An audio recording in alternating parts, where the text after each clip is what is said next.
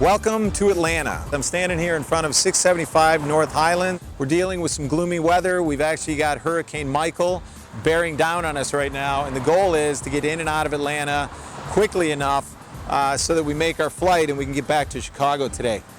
We acquired 675 Highlands in September of 2017. It's a phenomenal asset. It's located in a really high-income demographic area.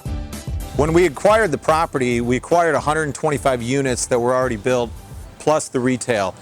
The value add here was developing phase 2 of the property, which included 39 units. So we already had the parking garage built, we already had the amenity package, and the former developer spent about 4 years here getting this property entitled. There was a lot of work done that we walked in and took over.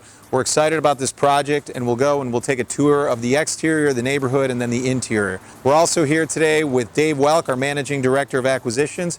Let's go meet him. Hey. Michael, how are you? Ted. Good to see you. Welcome to 675. Thanks, buddy. So that's North Avenue, and the reason why this area is called the Highlands is actually because we're at the highest point geographically.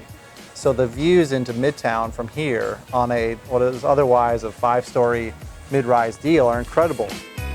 Largely considered one of the most desirable locations for housing stock here in Atlanta. It's also high barrier to entry location.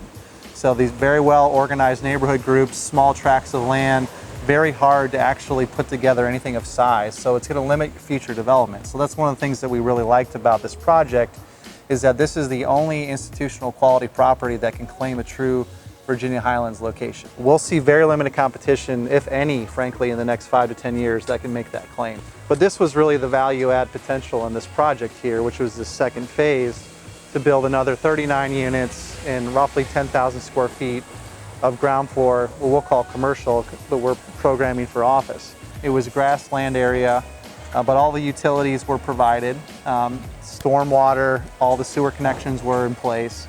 And another thing that would normally cause some additional complexities in a development project, the parking garage was built to accommodate this entire second phase. So a lot of things were in place here.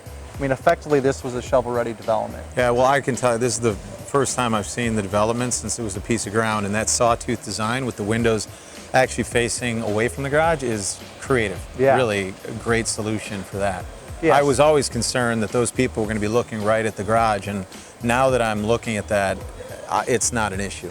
We're heading to the front of the building now. We're going to talk about some of the retail, some of the complexities we had when we took it over, where we are today in leasing, and then how it really incorporates into the rest of the neighborhood. We were going through a bankruptcy situation with the largest retail tenant here, which was Rise, a local concept here that had a couple locations, and this really kind of gummed up the works for us.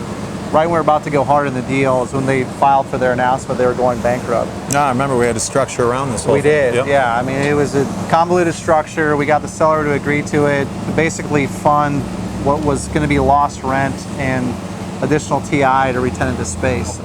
For the viewers out there, it's a great example of mitigating risk during due diligence and identifying where the pitfalls are in the business plan. And we had to structure around this and work with the seller because he had signed a pretty lucrative lease with Rise, but a lease is only as good as the tenant's ability to pay that. In this case, we kind of gave it a high probability that they would go bankrupt, and ultimately they did. And we were able to recoup some of that cost through the negotiations that we made on the front end, and then put Geno's East and backfill them at literally no cost to us.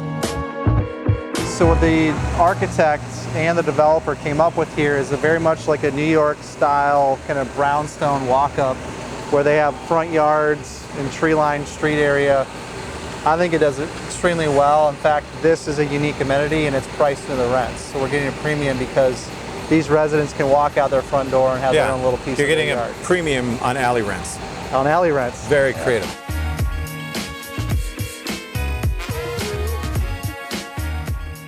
We're inside the clubhouse right now. Just want to give you a little bit of a tour and show you how the renters live. We've got right here a business center, which is kind of a mini one, but it allows people to log on, look at their email, do whatever they need to do with computers, or they can just sit at this table with their laptops, and a lot of residents come down here and sort of work away from home. You've got a coffee station over here, and this room is actually a room that you can rent for parties. It's a great selling point for renters There is some activities here. You've got a massive big screen TV over there, about 85 inches. If you want to watch sports, you've got a pool table here, big party room. And the idea has always been to kind of bring the indoor and outdoor together using this. And the developer did a fantastic job of making this all flow. And the thing I like about this the most is just this wall of windows, so when you're inside, it really feels like you're part of the outside as well.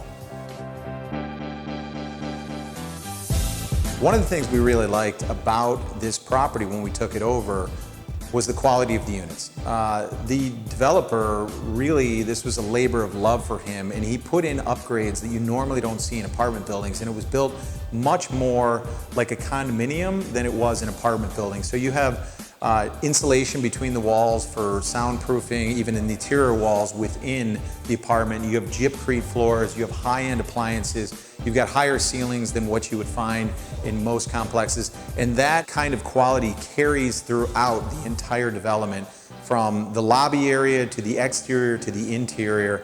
And it was a great selling point for us when we came in and looked at this, because it really does, from a rental standpoint, stand out above the competition. We're going to move over and go see a unit now in phase 2 that's under construction right now, so you can see the addition to the project. Here's our lobby in phase 2. It's small, but it does the trick. And we're going to be spending in a small space, actually a high dollar, to really bling it out. We're inside a 470 square foot studio unit right now. Murphy bed's going to go right here. And you can see a big difference. If this were a studio, traditionally you would have a bed that would just sit here and it would really impede everything. And the ability for this to go up and down and create kind of almost a living room. You know, when you're living in a studio, you got to get creative. It practically feels like it doubles the size of the space. That's a wrap. 675 North Highlands. We gave you a tour of the outside, the inside, talked a little bit about why we like the opportunity, where we stand today, and what the future looks like for this asset. Off to the airport, and it looks like we beat Hurricane Michael. Thank you for joining us today.